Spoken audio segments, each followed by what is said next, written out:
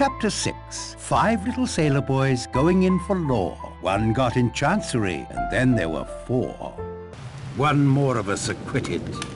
Too late. So she wasn't passed over after all. I could have told her that wasn't likely to happen. It's almost more than I can bear to stay in the house.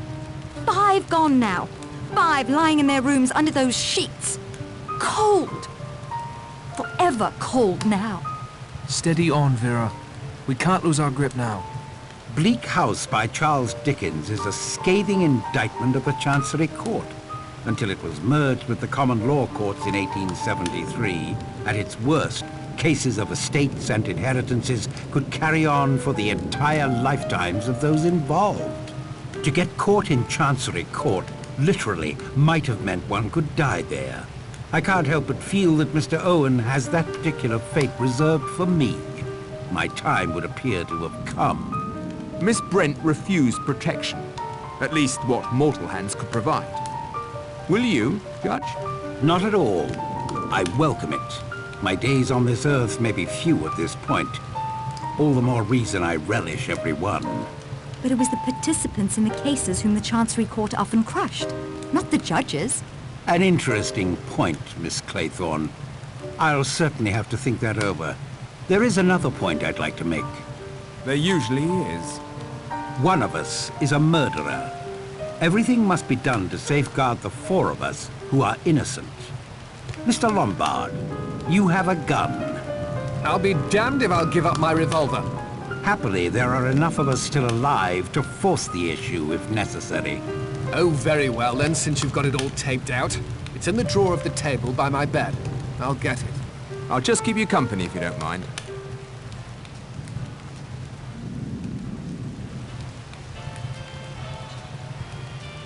How are you holding up, Vera? I'll be fine as soon as Philip returns. Any idea why Miss Brent might have gone to the apiary?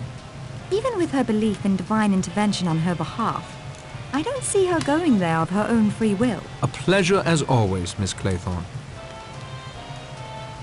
What can we do to best protect you, Judge? We must protect each other.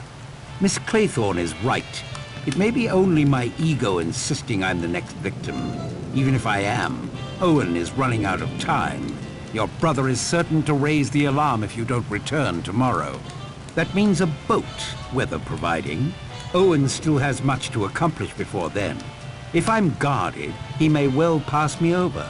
Perhaps drop his little rhyming schemes entirely. The innocent among us are all equally at risk.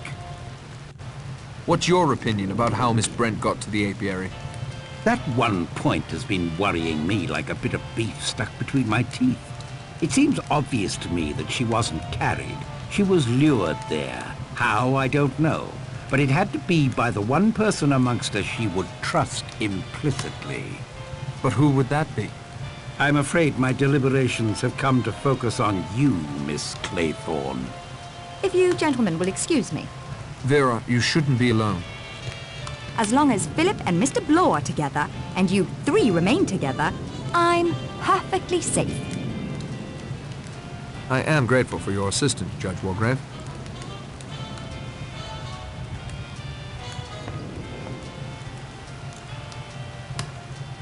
How are you holding up, Doctor? What? Oh, fine, fine. Never better. What can you tell me about Miss Brent's death? Multiple bee stings, severe allergic reaction. She never stood a chance. Any idea how she got out to the apiary? Walked, I expect. Oh, I see what you mean. Not the place I'd choose for a stroll if I was allergic. Must have been lured somehow. Or coerced. That is all for now, Dr. Armstrong.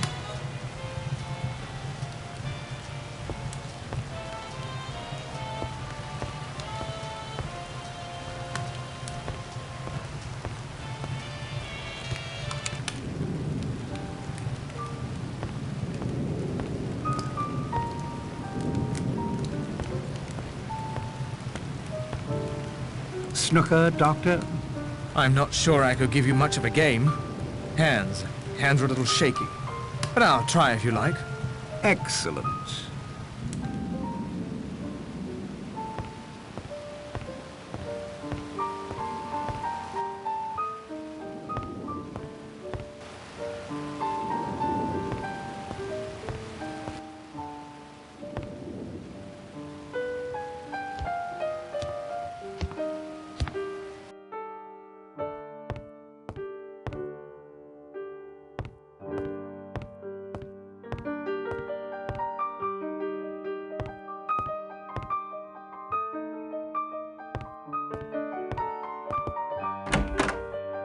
It was in that table, I tell you. I'm going to search you whether you like it or not. You fool! Can't you see the lock's been forced? Narracott, will you help me search him?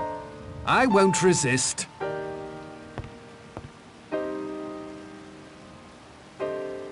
Nothing. Now it's your turn.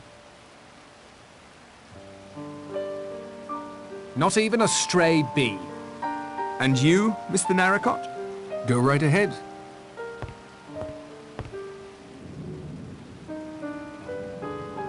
Nothing. That leaves Armstrong, the judge, or Miss Claythorne. The killer could have simply hidden it somewhere. I'm gonna search everyone anyway, and if it's hidden, I'll find it. And I'm starting in here, if Mr. Lombard has no objections. Help yourself. Try not to make too much of a mess. There's no Rogers anymore to clean up.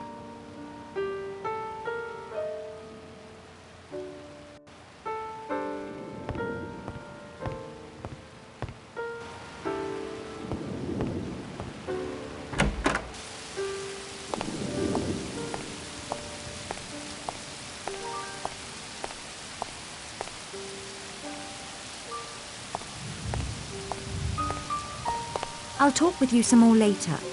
I promise.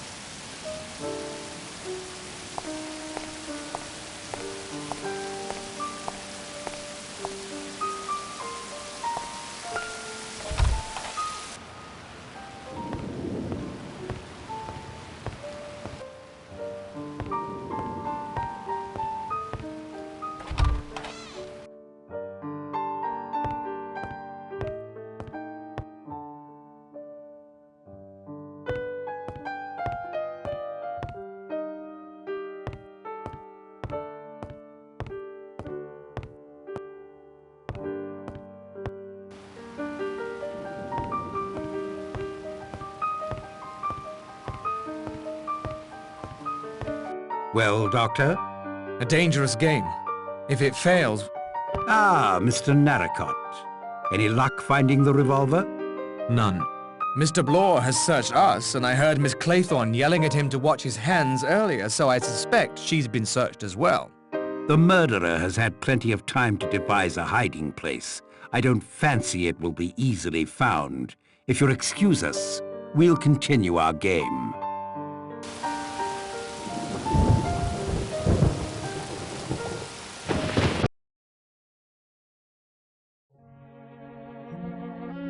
Here, what's this? There's something written on the bottom of Narracott's plate. Solidamide. Thalidomide? My dear sir, that is a deadly poison. Owen has undoubtedly poisoned you. Is there an antidote? Yes, turpentine oil, but I have none in my bag. I don't feel anything yet. How long do I have? You won't feel anything until you can't feel anything. You have an hour or so, I'd estimate. No more.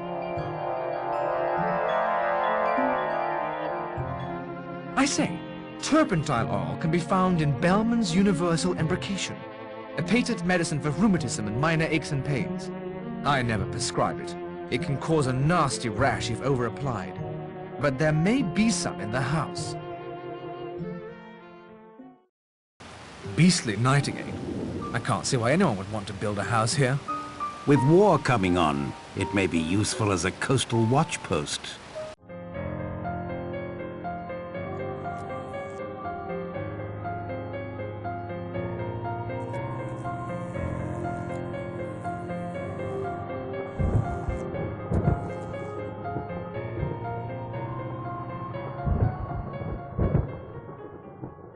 The generator again.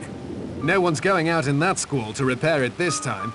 Obviously, the waiting is over. Mr. Owen has made his next move. We mustn't let our guards down. Only one of us can be alone. The rest must always stay together until that person returns. May I claim that privilege, Judge? I'd like to go get my wrap. Of course, my dear, but don't be long. I shan't.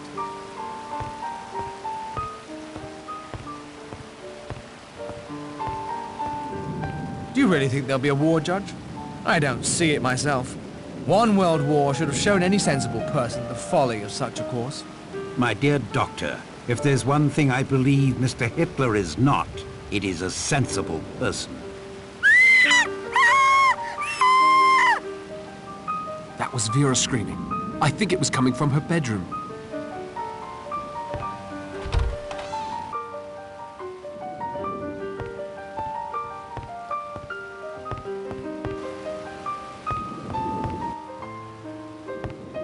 There's a wind coming from Vera's room. Ow!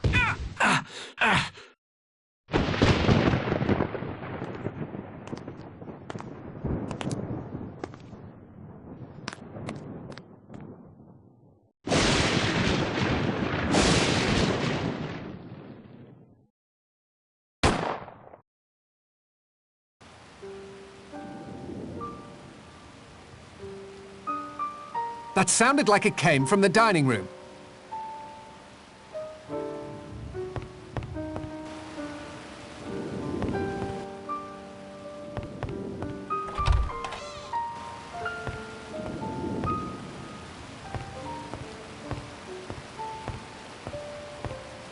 He's been shot.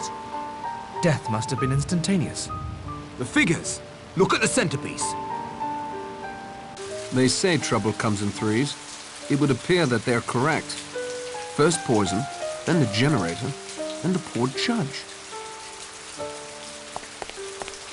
I'm not feeling so well. I should try and do something about it.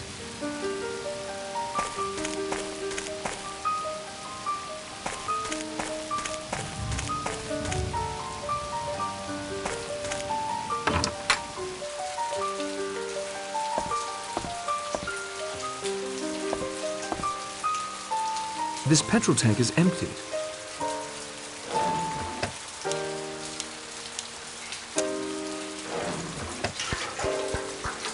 The petrol tank is now full.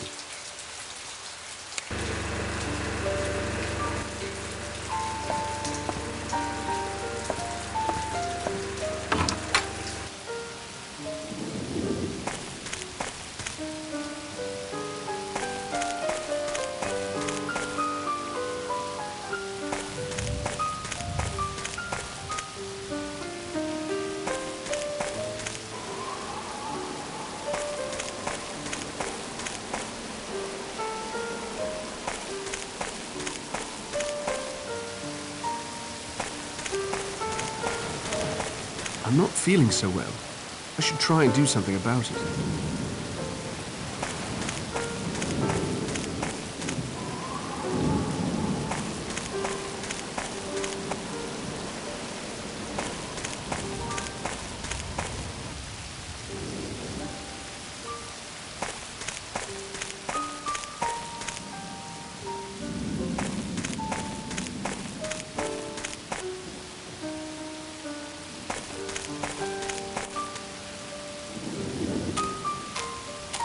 Hello, what's this?